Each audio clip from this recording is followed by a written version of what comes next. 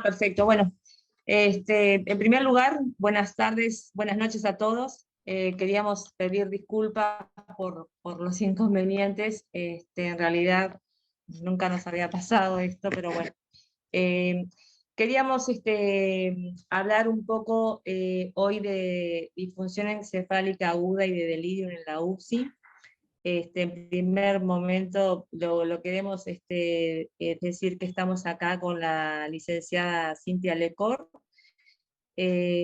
Nosotros formamos parte del equipo por una UCI sin delirium del Hospital Pasteur, que está integrado por diferentes integrantes, asistentes de enfermería, licenciados, médicos residentes y bueno, y médicos de guardia del hospital, y que hace mucho tiempo trabajamos en el tema.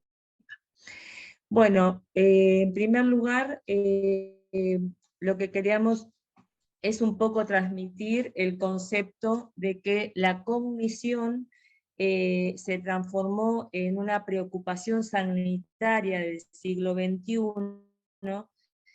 y por lo tanto el delirium y la disfunción encefálica aguda que vemos con tanta frecuencia en la UCI, tratar, reconocer y tener en cuenta siempre ante un paciente grave. Bueno, lo primero a evaluar es los dominios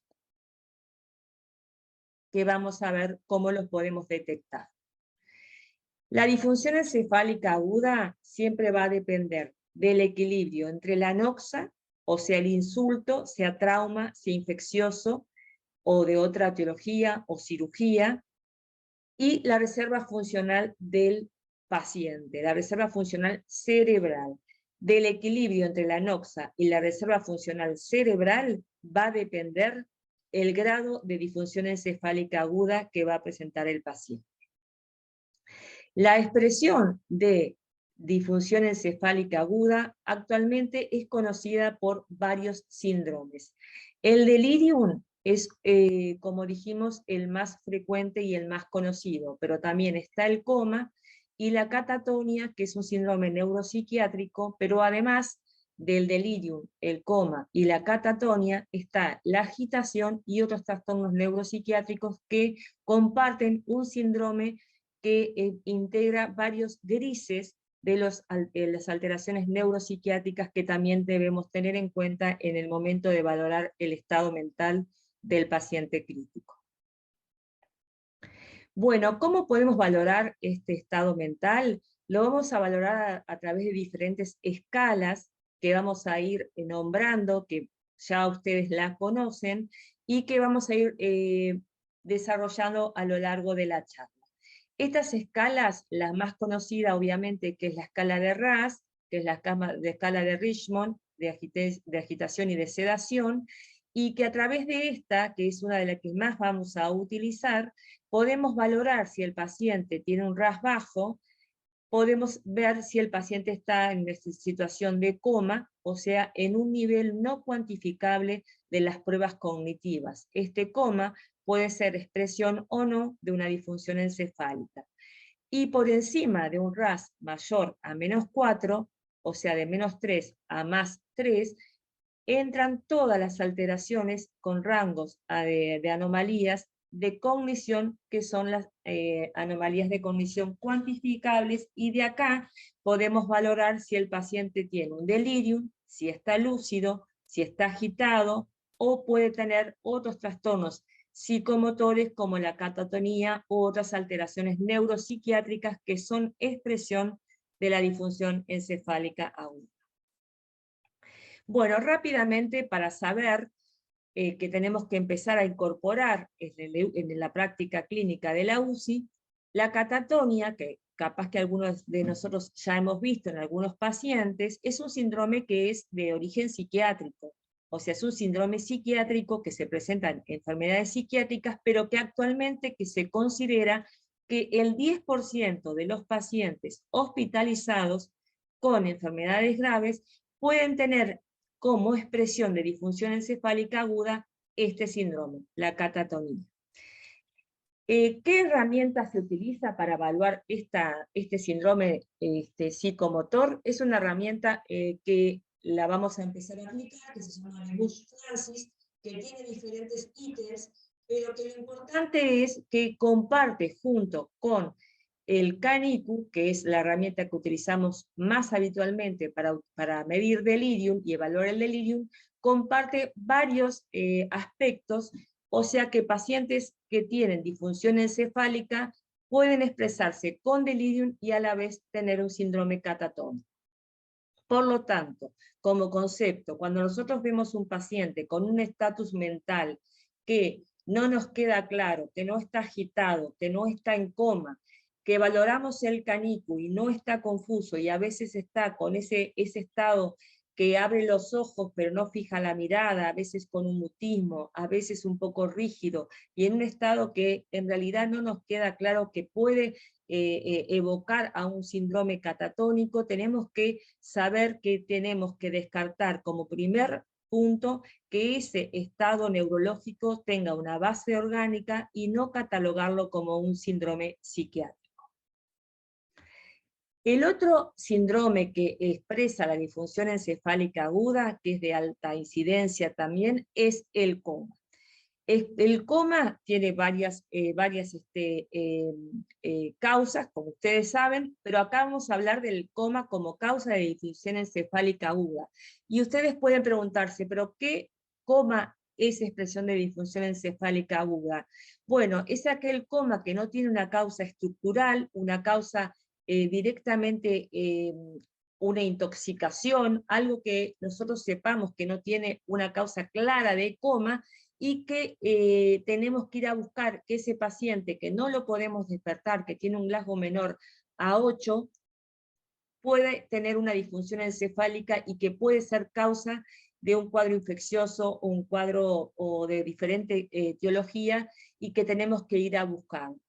¿Cuándo hacemos diagnóstico de disfunción encefálica por coma en la UCI? Ustedes dirán, nosotros tenemos a la mayoría de los pacientes con sedación, entonces, ¿cómo sabemos si este coma que tiene el paciente es por la sedación o por una disfunción encefálica? Bueno, eso como es todo, tenemos que ir a la práctica y valorar los diferentes aspectos que tiene el paciente, los diferentes fármacos que está recibiendo y las diferentes enfermedades que está sufriendo el paciente en ese momento. Pero está como protocolizado por las diferentes referencias a nivel internacional que podemos considerar un paciente con disfunción encefálica aguda expresado por coma aquel paciente que está ingresado en cuidados críticos y que 72 horas después de suspendida la sedación y la analgesia y en ausencia de insuficiencia renal o insuficiencia hepatocítica sigue en coma.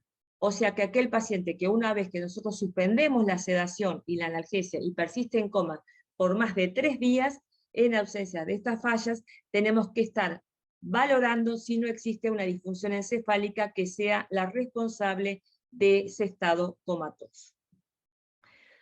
Bueno, para seguir y yendo a lo más importante de la clase, que es el delirium, por todos conocidos como expresión más frecuente de disfunción encefálica aguda, nosotros sabemos que el delirium es de importancia en la UCI porque requiere siempre la atención. ¿Por qué? Porque en la enfermedad crítica el cerebro siempre está en la línea de fuego.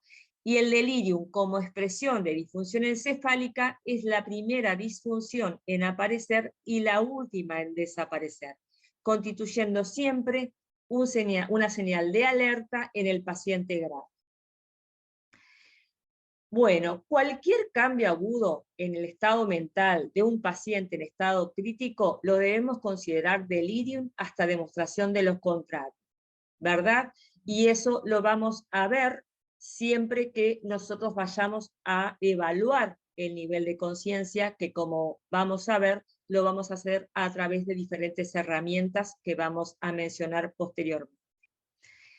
¿Cómo definimos delirium? El delirium se define a través del Manual de Enfermedades Mentales, número 5, como una afección frecuentemente reversible y transitoria del metabolismo cerebral de inicio agudo o subagudo que se manifiesta clínicamente por un amplio número de anomalías neuropsiquiátricas. ¿Cuáles son las causas del delirium? Son 4. Condición médica, síndrome de abstinencia, intoxicación por sustancia o múltiples etiologías, o sea, o algunas de estas 3 condiciones previas. Condición médica, intoxicación, abstinencia, pero siempre tiene una base orgánica. ¿Qué incidencia tiene el delirio en la UCI? Bueno, es de alta incidencia. Todos sabemos que los pacientes en la UCI, la mayoría de los pacientes pueden presentar delirio en algún momento de su estadía, y en aquellos pacientes con ventilación mecánica invasiva, la incidencia está entre el 50 y el 80%, y en los pacientes sin ventilación, entre el 30 y el 50%.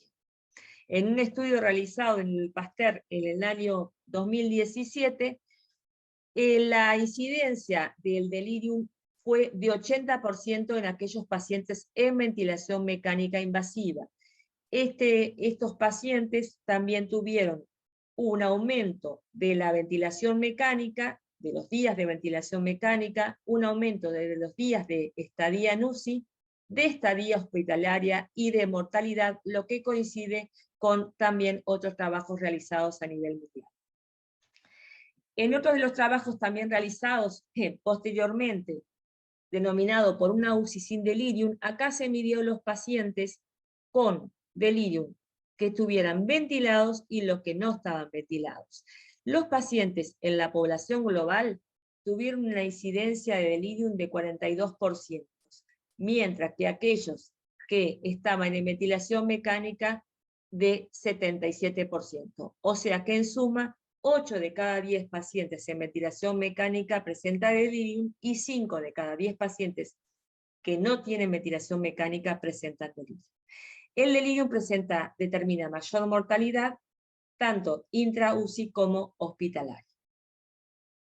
Bueno, el delirium es importante y se estudia a nivel de todo el mundo y cada día más porque genera elevados costos, porque aumenta la mortalidad, porque aumenta la estadía, porque aumenta el riesgo de reingreso y porque puede producir el llamado deterioro cognitivo a largo plazo con el síndrome post-UCI y sobre todo la demencia. ¿Cuáles son los factores de riesgo que nosotros tenemos que tener en cuenta para el desarrollo del delirium en la UCI? Son varios y van a estar en forma cronológica desde que ingresa el paciente a la UCI determinados. Cuando el paciente ingresa a la UCI, trae propiamente por sí mismo los factores de riesgo del paciente, que son sus propias comorbilidades. Dentro de los que más se destaca es la edad, la hipertensión arterial y el deterioro cognitivo previo y otras comorbilidades. Pero lo más importante es la edad y el deterioro cognitivo previo. Después, la propia enfermedad crítica, con su severidad, medida a través del Apache o a través del SOFA, también genera más delirio. Los propios insultos sistémicos producidos por la enfermedad crítica también generan delirio. El entorno de la UCI con los diferentes ruidos, alteraciones del ciclo sueño-vigilia, deprivación del sueño, y los propios fármacos que nosotros utilizamos en la UCI, fundamentalmente la benzodiazepina, los anticolinérgicos y los opioides, todos estos llevan a una cadena de delirium que llevan a una disfunción encefálica cerebral, como vemos acá, el delirium, el coma, diferentes alteraciones de conciencia que llevan a una disfunción aguda cerebral y que esta disfunción aguda cerebral puede llevar a un deterioro cognitivo a largo plazo. Y en la base de esto existen diferentes alteraciones fisiopatológicas y microbiológicas que no vamos a entrar en detalle. Hay que hacer una detección precoz del delirio, saber que existe e ir a buscar. Existen diferentes factores precipitantes, como acabamos de decir, y diferentes fármacos presentan son gran deliriogénicos, ¿no? Y sobre todo aquellos pacientes que tienen un efecto anticolinérgico. Siempre hay que hacer un checklist para ver por qué el paciente está delirando, y capaz que simplemente con suspender alguno de los fármacos o bajar la dosis podemos disminuir el riesgo de delirio. Cuando nosotros vemos los factores del riesgo de delirio en la UCI, como acabamos de decir, vemos lo que trae el paciente, edad y comorbilidades, lo que puede precipitar el paciente en el contexto de la enfermedad aguda y todos los factores que nosotros utilizamos como tratamientos, procedimientos que hacemos en el propio paciente crítico y que eso forman la denominada cadena de delirio. Sobre esa cadena es la que nosotros tenemos que tener presente y empezar a actuar, de ser posible, corrigiendo, y con eso vamos a disminuir el riesgo de este síndrome. Nosotros lo que pudimos observar de los estudios realizados, que los factores de riesgo que tenemos más en la UCI fueron los días, la edad mayor de 65 años, en los dos trabajos que realizamos, la ventilación mecánica, los días de sedación, el consumo de alcohol y los pacientes quirúrgicos. Esto es uno también de los factores de riesgo asociados con mayor desarrollo de delirium también que se ha visto en la bibliografía. Bueno, con respecto a qué herramientas utilizamos para el diagnóstico de delirium en la UCI, el diagnóstico de delirium en el paciente crítico es difícil, como ya dijimos, va a depender de qué nivel de RAS tenga el paciente y cómo lo podemos evaluar, si está en un rango de anomalías cuantificables o no, pero las herramientas más conocidas, utilizadas, son el CAN-IQ y el ICDSC, que nosotros no lo usamos. Existen otras más que no las trajimos porque habitualmente son las que más aplicamos en el momento actual, es el CAN-IQ y el que estamos incorporando. Existen diferentes subtipos de delirium, que son los subtipos motores, que dependen del nivel de agitación que tenga el paciente. O sea, una vez hecho el diagnóstico de delirium, si el paciente se encuentra con un RAS mayor a +1, va a tener un delirium hiperactivo. Si el paciente tiene un CAN-IQ positivo, pero con un RAS entre 0 y -1, va a tener un delirium hipoactivo, y si combina ambos, va a tener un delirium mixto. El delirium hipoactivo es el delirium de peor pronóstico, es el delirium que se ve más en pacientes aniosos y que muchas veces pasan de un delirium mixto a un hipoactivo y después ya evolucionan a una mayor depresión, que puede ser la catatonía, y por último el coma como expresión de disfunción encefálica. Con respecto a otra clasificación nueva, son los fenotipos de delirium. Los fenotipos de delirium se describen fundamentalmente al origen que determina el delirium. Este trabajo, que fue publicado hace 4 años, determinó 5 tipos: el hipóxico, el séptico, el asociado a sedación, el metabólico y el no clasificado. Con respecto al delirium hipóxico, es el delirium que, por supuesto, ocurre en el contexto de hipoxia o shock. El delirium séptico se asocia a una infección conocida o sospechada y a 2 o más criterios de SIRS. La duración más prolongada de este delirium séptico, al igual que el hipóxica, se asoció también a peor outcome cognitivo a los 12 meses. Y después está el delirium asociado a sedantes, que nosotros lo vemos muy frecuentemente en la UCI y que se da en el contexto de la administración de cualquier tipo de sedantes que utilizamos habitualmente. Este delirium asociado a sedantes se puede dividir en 2 subtipos: el rápidamente reversible, que desaparece al poco tiempo que suspendemos la medicación sedante, o aquel delirium persistente, que también lo vemos, que persiste luego de interrumpida la medicación. Bueno, con respecto a un aspecto que es de los más importantes que se está hablando, que es la duración del delirium, porque el delirium, como dijimos, en el contexto de un paciente crítico es de altísima incidencia y probablemente cualquier paciente grave lo va a desarrollar. Pero una de las cosas que más se está estudiando es detectarlo de forma precoz y acortar la duración del delirium, porque a mayor días de duración del delirium, mayor deterioro cognitivo y mayor mortalidad. También en uno de los estudios que se realizó en el hospital, Después de hacer varias intervenciones y de aplicarlo el bundle, hubo un acortamiento de la duración de delirium de 4 días a 2.5 días, y esto hay que valorar si en la evolución esto tuvo también una disminución en el deterioro cognitivo a largo plazo. Pero lo que sí se sabe que pasa con el delirium, lo mismo que pasa, para poner un ejemplo práctico, con la insuficiencia renal. Por ejemplo, un paciente que ingresa con una insuficiencia renal aguda o con una enfermedad renal crónica leve, si tiene una injuria renal en forma persistente varios días, tiene más riesgo de desarrollar a largo plazo una enfermedad renal crónica.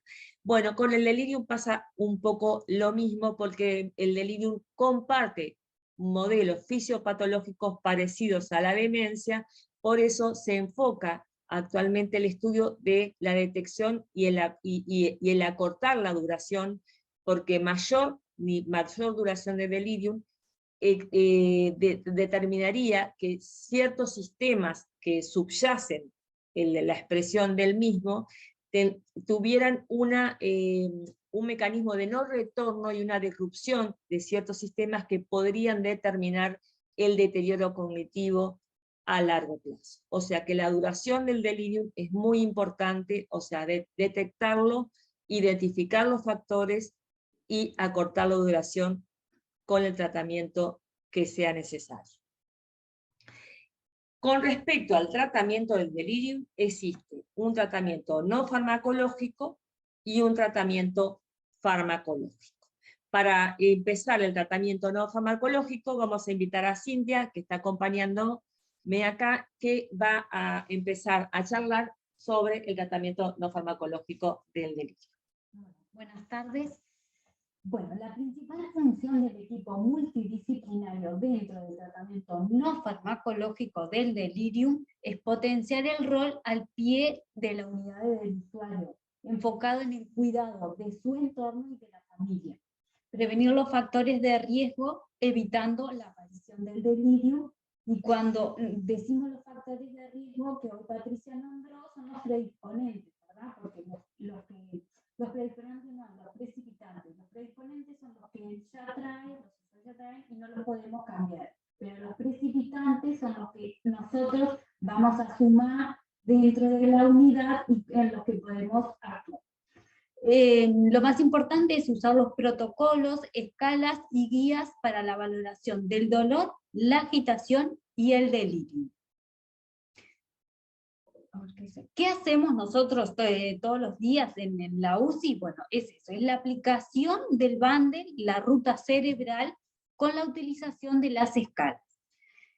Las recomendaciones para la prevención y el tratamiento del dolor, la agitación, sedación, el delirium, la inmovilidad y la interrupción del sueño están dadas por las guías PADIS, que fueron actualizadas en el 2018, y que cada letra significa un punto, ¿verdad?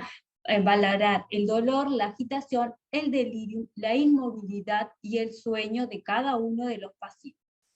Para implementar el PADIS es que nosotros utilizamos el bundle o ABCDF para el delirium.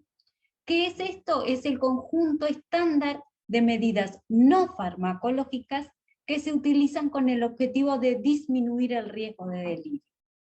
Todos los componentes individuales de este paquete están basados en evidencia y ayudan a estandarizar la comunicación, mejorar la atención interdisciplinaria del paciente, reducir la mortalidad y mejorar los resultados cognitivos y funcionales a largo plazo.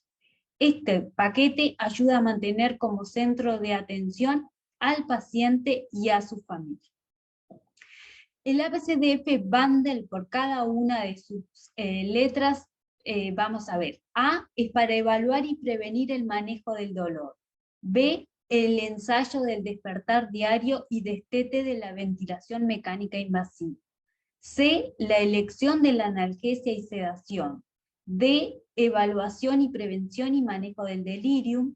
La E, movilidad temprana. Y la F, participación activa de la familia.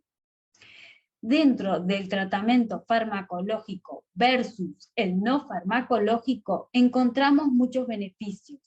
Y queremos resaltar que el no farmacológico no requiere indicación. Todos participan.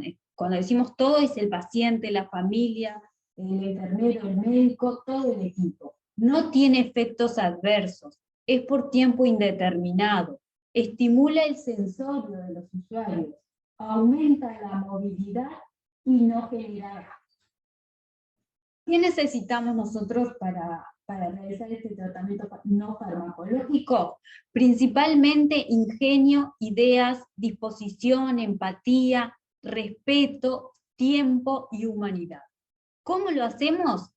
Aumentando la luz natural siempre y cuando sea posible, disminuyendo los ruidos innecesarios, incluyendo las luces y las alarmas innecesarias, orientando al usuario con reloj, calendario, permitiendo el uso de auriculares y máscaras oculares para dormir, que puedan escuchar música que les guste, no interrumpir el horario de sueño si no es necesario, permitir que la familia esté presente el mayor tiempo posible, hablando con calma, presentándonos y explicando lo que debemos hacer tantas veces sea necesario.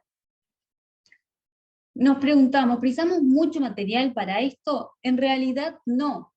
Para ayudar en la orientación temporoespacial, en la unidad del Pasteur, se colocaron frente a las unidades un reloj de pared cada 3 usuarios, de manera de que cuando el usuario abre los ojos puede ver rápidamente y fácilmente la hora, permitir el uso de radio, de celular, lápiz y papel.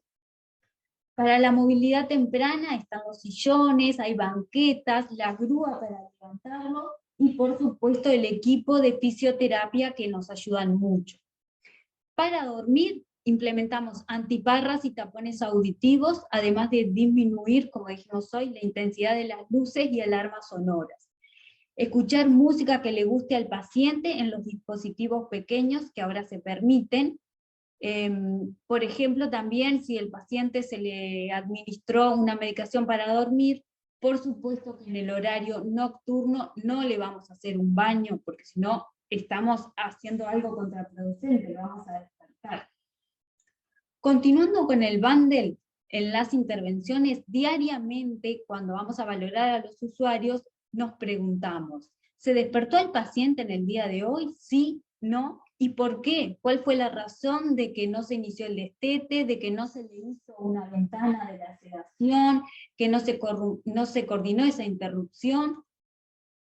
Cada vez que lo hacemos con cada uno de los usuarios, es la pregunta y el por qué no se hizo. ¿Cómo hacemos la interrupción de la sedación? La interrupción de la sedación, lo ideal es hacerlo al culminar el turno nocturno. O sea, a las 6 de la mañana o a las 7 cuando inicia el turno matutino, interrumpir, apagar todo lo que sería sedación, salvo que no esté indicado por el médico, ¿verdad? Ahí está. Lo que dice Cintia es muy importante. La interrupción de sedación debe hacerse en realidad en forma protocolizada, únicamente que esté contraindicada por indicación médica, y la contraindicación para ese nivel de sedación es solamente 4, ¿verdad? No interrumpimos la sedación en aquellos pacientes que tienen indicación de sedación profunda, que son aquellos pacientes con insuficiencia respiratoria, que requiere bloqueo neuromuscular, paciente con estado de mal epiléptico, paciente con hipertensión endocraniana y paciente que esté en shock, que requiera una sedación y un RASS -4, -5 por indicación médica. Todos los otros pacientes, a no ser que tengan contraindicación, debería suspenderse diariamente en forma protocolizada la sedación para evaluar el estatus neurológico.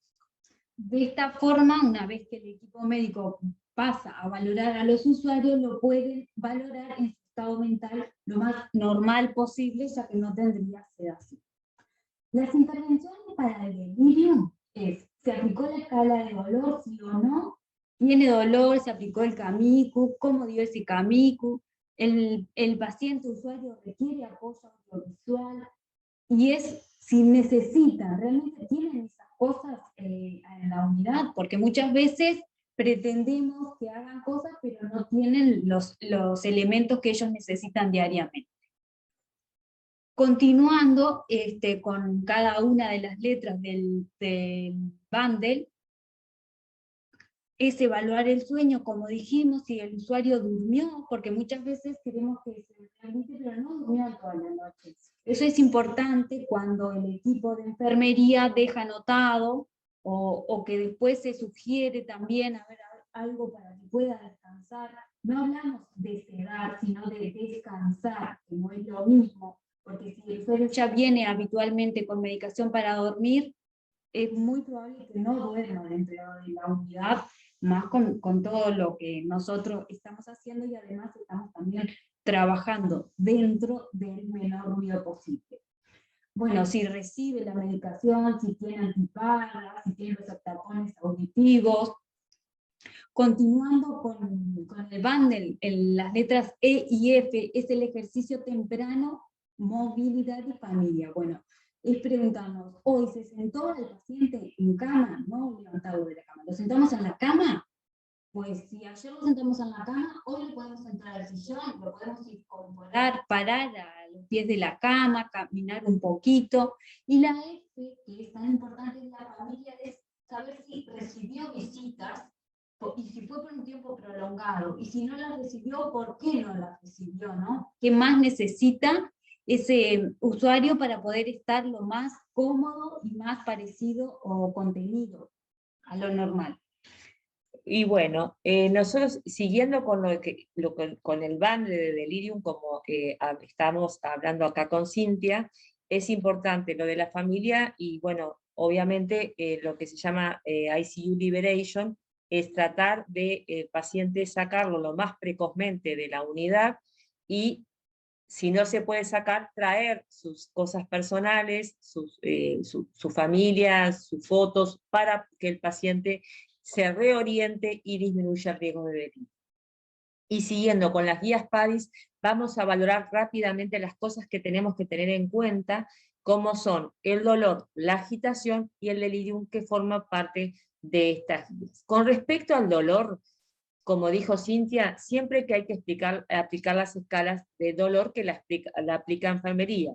La escala más sencilla es la escala EVA, y nosotros tenemos que medir la escala EVA y poner qué nivel de dolor tiene el paciente. ¿Tá? Esta escala es la escala EVA o es la NTR, ¿no? La numérica, que se puede poner en cualquier paciente, esté intubado o no esté intubado. Después, las otras escalas que se utilizan para la evaluación del dolor recomendada por estas guías, son el CPOT y la escala de CPOT y la escala de BPS. Lo importante acá es utilizar siempre una escala y medir. Si nosotros no medimos, como siempre insistimos, no sabemos y no podemos hablar si no medimos. La medición es un nivel objetivo que nosotros tenemos que utilizar para cada cosa. Para el dolor, para el delirium, para el nivel de conciencia del paciente, medir. Bueno, con respecto al dolor, lo que quiero destacar, que como todos sabemos, lo que se recomienda es la analgesia multimodal. Es aquella que combina diferentes analgésicos que actúan en diferentes sitios con diferentes mecanismos de acción, que resultan en una analgesia con efecto aditivo o sinérgico, pero con bajos efectos adversos cuando se compara con la administración aislada de un solo fármaco. Los fármacos recomendados para la analgesia son obviamente, los que más utilizamos nosotros son los opiáceos, pero en la analgesia multimodal hay que asociar siempre a AINE, ¿no? Y dentro de ellos está el acetaminofén, el paracetamol, el Neropan, que es un analgésico que acá no tenemos, pero que tiene un efecto muy importante y comparable con los opiáceos, la ketamina, y los fármacos como la gabapentina, la carbamazepina y la pregabalina.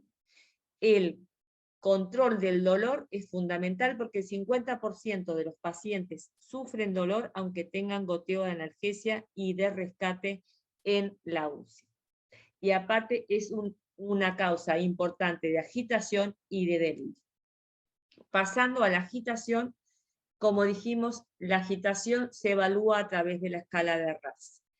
La escala de RASS, queremos aclarar, es una escala que se puede aplicar, esté el paciente sedado o no esté sedado. Evalúa agitación y evalúa sedación. Se utiliza para el nivel de conciencia, para evaluar el nivel de agitación, para evaluar el nivel de sedación, y también se utiliza para nosotros ver qué objetivo, qué target de sedación, de RASS queremos para ese paciente. Con respecto a la agitación, que sabemos que tiene una altísima incidencia, una de las cosas que queríamos plantear y decir que la agitación no es lo mismo que el delirium. El delirium, no todos los pacientes con delirium tienen agitación, ni todos los pacientes agitados tienen delirium. La agitación, el diagnóstico se hace por el RASS. El paciente que tenga un RASS mayor igual a +1 está agitado. En algunas bibliografías dicen +2, pero la mayoría es +1. O sea que el diagnóstico de agitación se hace por el RASS y el diagnóstico de delirium se hace por el CAN-IQ. Si el paciente tiene un CAN-IQ positivo y un RASS mayor a +1, es un delirium hiperactivo. Si no, es un delirium hipoactivo, y si alterna un CAN-IQ positivo con RASS mayor a +1 o menor a +1, tiene un delirium mixto. Eso es un concepto que tenemos que tener y saber que la agitación es de altísima incidencia. En los trabajos que hicimos en el Pasteur, está alrededor entre el 65 y 70% de los pacientes presentaron un episodio de agitación. Y cuando tenemos un paciente agitado, tenemos que ir a ver, en primer momento, si tiene dolor. El dolor, como dijimos, es la causa más frecuente de agitación. Si tiene dolor, ir a tomar las herramientas y aplicar las medidas farmacológicas que requieren el tratamiento del dolor. Si el paciente no tiene dolor, vamos a ir a evaluar el médico todas las causas que pueden ser causas médicas, como las causas que pueden haber, que pueden detectar la propia enfermería, como una retención aguda de orina, por ejemplo, una obstrucción en la sonda orotraqueal, una sincronía del respirador, o sea, diferentes aspectos muy frecuentes en la UCI que tenemos que ir a ver y chequear continuamente cuál es la causa de la agitación. Y otra causa de la agitación es los síndromes de abstinencia, que más adelante vamos a hablar un poquito. Con respecto también a la agitación, aparte del dolor, de las causas médicas, está el delirio hiperactivo, la agitación inducida por drogas, acá está la agitación en las intoxicaciones por sustancias que dan gran excitación psicomotriz, como sabemos, también los síndromes de abstinencia y la propia deprivación del sueño son de causas de agitación muy frecuentes en la UCI.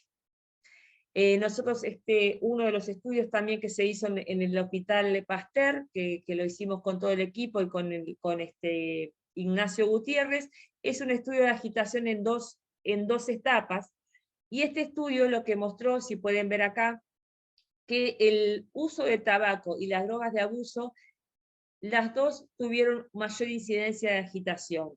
También los días de ventilación mecánica mayor de 8 días, los días de analgesia, el dolor, los neurolépticos también pueden producir agitación por sí mismos, y el delirium también es causa de agitación. O sea que eso es una cosa a tener en cuenta y poder aplicarla en forma diaria y poder incorporar estas herramientas. Bueno, para seguir las herramientas no farmacológicas en la prevención del delirium, es realizar una pesquisa precoz del delirium a través de lo que llamamos monitorización de la disfunción encefálica a través de la ruta cerebral, que como vamos a plantearlo acá, Cintia, ¿cómo lo hacemos en el día a día? Bien, lo importante para saber es que la monitorización de la disfunción encefálica es tan simple como la monitorización de la hemodinámica, o sea, se hace igual, no tenemos un monitor que nos dé un número, pero lo podemos hacer igual a través de la aplicación de las escalas. O sea, que podemos medirlo igualmente.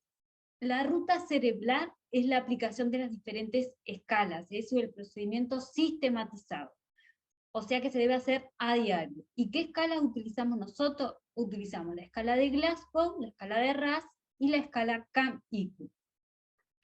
La escala de Glasgow ya todos la conocen, está obviamente para los pacientes en CTI, es la única diferencia en las respuestas verbales, como nos van a contestar, pero que después todos la conocen. De eso vamos a conocer el estado mental. Con la escala de Glasgow conocemos eso.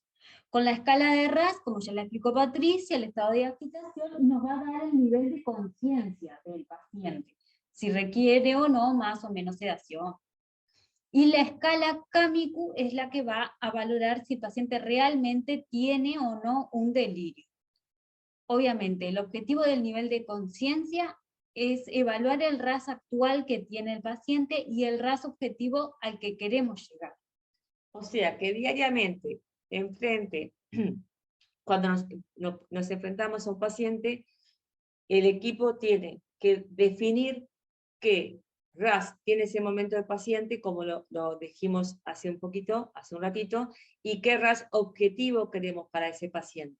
Por eso es importante qué queremos para este paciente, que quede en un RAS de -4 o -5, que como dijimos, son solamente 4 las indicaciones médicas que requieren un RAS de -4, -5, que son aquellos pacientes que requieren bloqueo neuromuscular en general, o estado de mal epiléptico, hipertensión endocraniana, insuficiencia respiratoria severa, estado de mal asmático.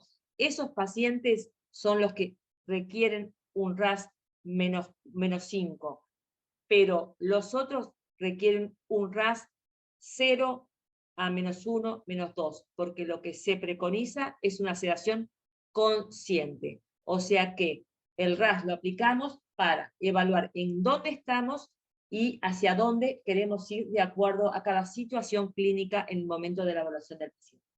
Por eso es muy importante la comunicación en el equipo, porque a veces podemos no saber que el paciente está en un nivel de que quieren un RAS 0 para un destete y en un momento de agitación hacerle un sedante, o en un momento que nos parece que se mueve, porque como siempre se dice, paciente intubado, paciente atado o sedado. Entonces a veces simplemente se quiere rascar la nariz y nosotros decimos se quiere sacar el tubo.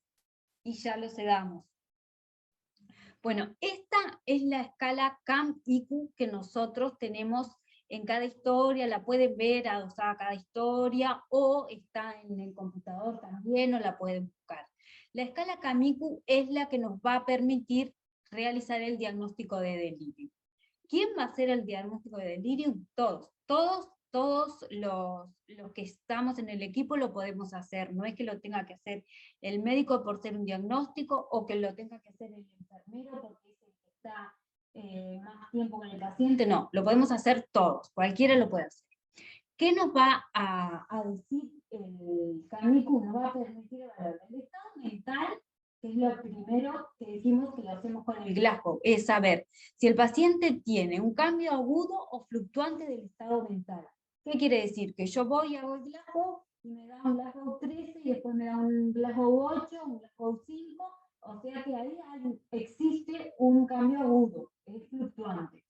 Después nos tiene que dar un trastorno de la inatención, o sea, de la atención del usuario.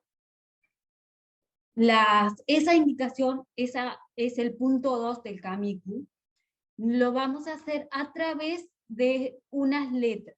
Todo paciente, ya sea esté intubado o no, le vamos a decir, lo tomamos de la mano y le pedimos que nos apriete la mano cada vez que escucha que nosotros pronunciamos la letra A. cuando pronunciamos la letra A, nos tiene que apretar la mano. Entonces, nosotros decimos las letras pausadamente, ¿verdad? Para que pueda pensar. S, A, H, E, V, A, R, A y T. Si el usuario no nos apretó la mano cuando pronunciamos la letra A, es un punto, es un error. Y si nos apretó la mano cuando no la pronunciamos a la A, es un error. 2 errores es un punto para el delirio. ¿Qué quiere decir? El CAM-IQ tiene que tener el punto 1, que era el cambio agudo fluctuante de conciencia que lo hacemos con el Glasgow, positivo. El punto 2, que es el de la atención, o sea que el paciente tiene que estar inatento, positivo. Y después tiene que tener el punto 3 o el 4, no los 4 puntos, sino uno de los 2 últimos. El tercer punto es el pensamiento desorganizado. ¿Cómo vamos a saber si el paciente tiene un pensamiento desorganizado? A través de un cuestionario de preguntas, que son unas preguntas que parecen tontas, pero es la única forma. Si ustedes buscan en la bibliografía cómo evaluar la desorganización del pensamiento, van a encontrar estas mismas preguntas, otras muy similares. ¿Qué preguntas son? Es, ¿una piedra flota en el agua? ¿Hay peces en el mar? ¿1 kilo pesa más que 2 kilos? ¿Se puede usar un martillo para clavar un clavo? Esos, y hay otro grupito de preguntas, que son las A y las B, que para no ser siempre las mismas, esas son las preguntas que evalúan la desorganización del pensamiento, y si eso nos da 2 errores en la respuesta del paciente, es un punto más para el delirio.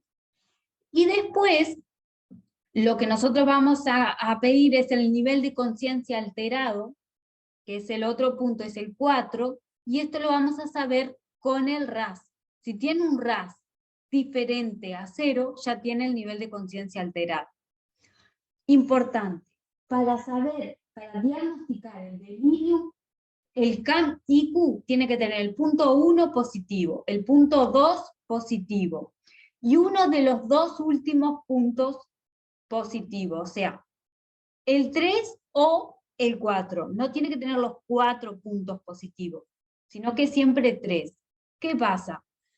Todos dicen que es difícil de adaptarse a esta escala, pero en realidad no es tan difícil. Porque si nosotros vamos al punto 1 y ya no es positivo, no seguimos, el paciente no tiene delirio. Si tiene el punto 1 positivo y el punto 2 es negativo, no seguimos, no tiene delirio. Si el punto 1 y el punto 2 son positivos, sí tenemos que seguir, para ver si el 3 o el 4 son positivos. Pero siempre que uno de los 2 primeros sean negativos, no hay que seguir, no tiene delirio. Esta es nuestra planilla diaria de la ruta cerebral. Así como la ven, tiene por un lado el número de camas que tenemos, los datos filiatorios de los pacientes y después las escalas. Si hicimos la escala de Glasgow, RAS, CAM-IQ, los puntos del CAM-IQ, se hizo o no se hizo el CAM-IQ, tiene delirium, no tiene delirium, ese paciente está recibiendo analgesia, sedación, se le hizo la interrupción o también el uso de antipsicóticos. ¿Por qué el uso de antipsicóticos? Porque el uso de antipsicóticos, los antipsicóticos, como sabemos, son uno de los fármacos más frecuentes que utilizamos en la UCI para el delirio.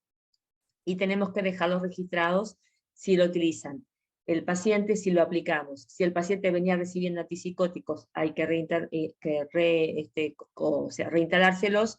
Y además tenemos que suspender los antipsicóticos cuando el paciente se va de la UCI.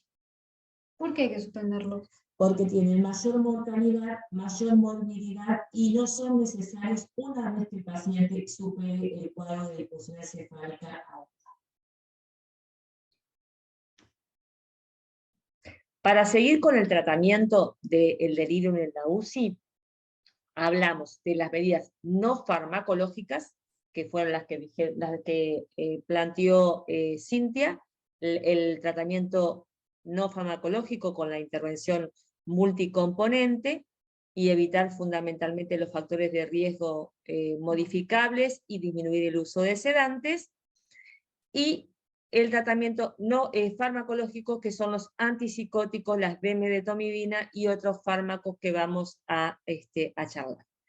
Pero como base y como objetivo, también dentro del tratamiento del delirium, como ya lo fuimos mencionando y sabemos, se apunta cada vez más a una sedación muy ligera, una sedación muy light, con un RASS muy bajo en todos los pacientes. Para eso lleva a una extubación más precoz y a una disminución de la ventilación mecánica y disminución de todas las traqueostomías y otras alteraciones en la UCI. Con respecto al tratamiento farmacológico, no se recomienda el uso de rutina en antipsicóticos. Esto es una cosa que queremos charlarlo, que ya lo hablamos con algunos de los residentes y posgrados, porque si bien está indicado en la mayoría de las recomendaciones, el uso de antipsicóticos está indicado fundamentalmente para el tratamiento de la agitación, la ansiedad, alucinaciones y prevenir posibles eventos adversos. ¿Cuáles usamos? Los antipsicóticos atípicos o típicos. Los típicos son el haloperidol, como sabemos, entre otros la levopromacina, el tiapridal, que disminuyen la neurotransmisión hiperactiva en los receptores dopaminérgicos, y después los atípicos, también muy conocidos, que aparte de actuar sobre los receptores dopaminérgicos, actúan sobre los receptores de serotonina, histamina y muscarínicos. Lo importante, el concepto actual, es que se deben iniciar dosis muy bajas y titular según sea necesario. Evitar la persistencia innecesaria del fármaco. Si el paciente ya está con 48 horas sin síntomas de delirium, hay que sacarlo. Si se va de la UCI y el paciente está bien, no tiene delirium ni agitación, hay que sacarlo, y hay que sacarlo a la alta hospitalaria. Hay que evitar siempre el uso de benzodiazepinas como primer factor determinante de delirium. Hay que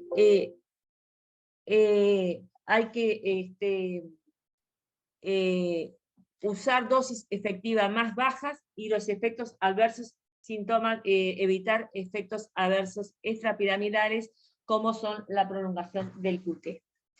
Bueno, el haloperidol es siempre es una dosis que se puede hacer como de 5 miligramos en bolo, a veces media ampolla, o en infusión continua y de acuerdo al nivel de agitación.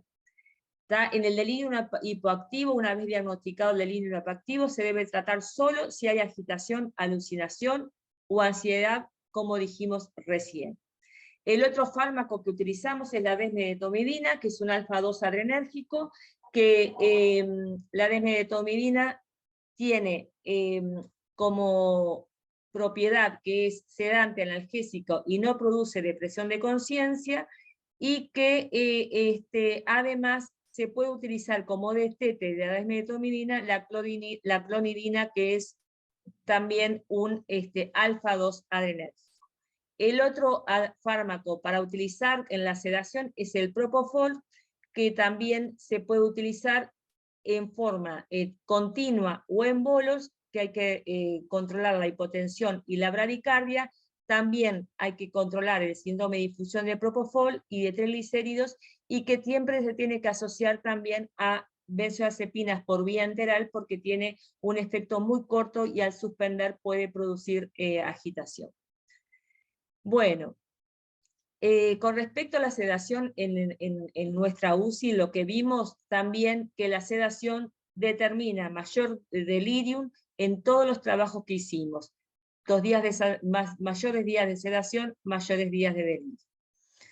Bueno, y ya para ir un poco terminando, con respecto a los fármacos más nuevos, el uso de baclofeno es en un estudio llamado Baclorrea, que se fue publicado el año pasado. Es un estudio, un ensayo que utiliza el baclofeno, que es un agonista del receptor de tipo B, de GABA de tipo B, que se puede utilizar para suprimir la ansiedad en el consumo de alcohol. Este ensayo mostró que produce menos agitación, pero que puede producir una sedación más profunda con mayor duración de la ventilación mecánica. Pero es una herramienta más para la agitación. Otro ensayo mostró que también el uso de la desmedetomidina y el propofol, no hay diferencias entre ambos, tenemos que utilizar el que tengamos disponible. Si el paciente lo vamos a extubar precozmente, preferimos usar el Precedex o la desmedetomidina, y si no, utilizar el propofol. Otro fármaco nuevo es el Remimazolam, que es un fármaco que combina el midazolam y el remifentanilo. Tiene acción corta, no tiene metabolización hepática o renal, pero todavía no lo tenemos acá, en Uruguay. Y una cosita cortita de los síndromes de abstinencia, que está recomendado disminuir gradualmente los fármacos usados en la UCI durante varios días para disminuir el riesgo de abstinencia a los fármacos. Hay que reiniciar el tratamiento habitual neuropsiquiátrico del paciente en forma precoz.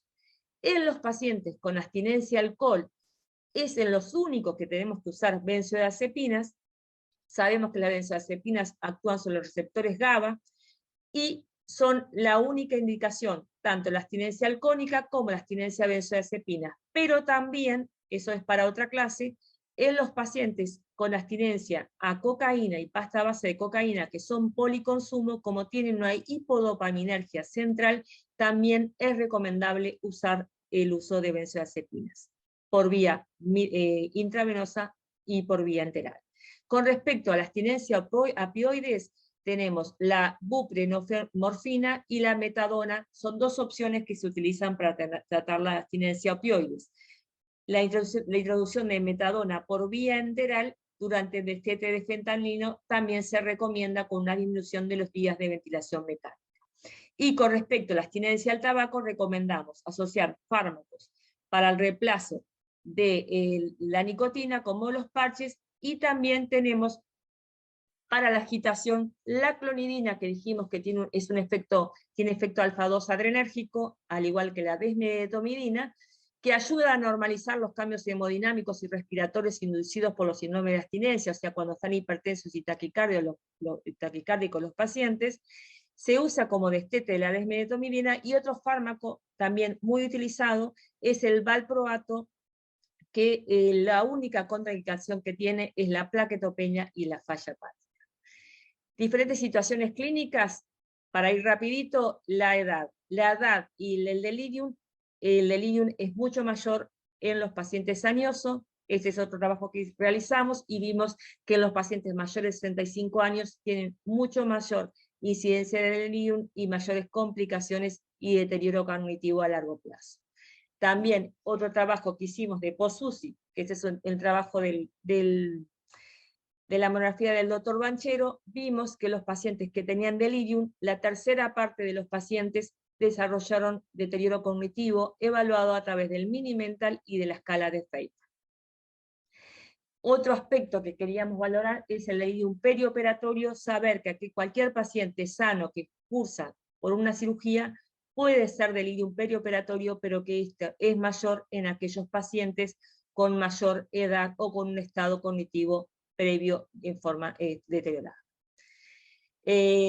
Bueno, en suma, el delirium en la UCI tiene una alta incidencia, hay que reconocerlo precozmente, existen diferentes factores de riesgo que tenemos que actuar sobre ellos, tenemos que utilizar una sedación ligera, tenemos que hacer una monitorización de la disfunción encefálica en forma continua, no usar benzodiazepinas, solamente en la síndrome de abstinencia alcohólica o en la abstinencia de benzodiazepinas. Los antipsicóticos, usarlos en forma moderada, y la desmedetomidina en algunos trabajos disminuyó el riesgo de delirium. Bueno, queremos agradecerles, disculpar la demora en la conexión, y queríamos preguntarles si ustedes tienen alguna pregunta. Tenemos bibliografía y tienen ahí la página web donde ustedes pueden utilizar la información. Muchas gracias.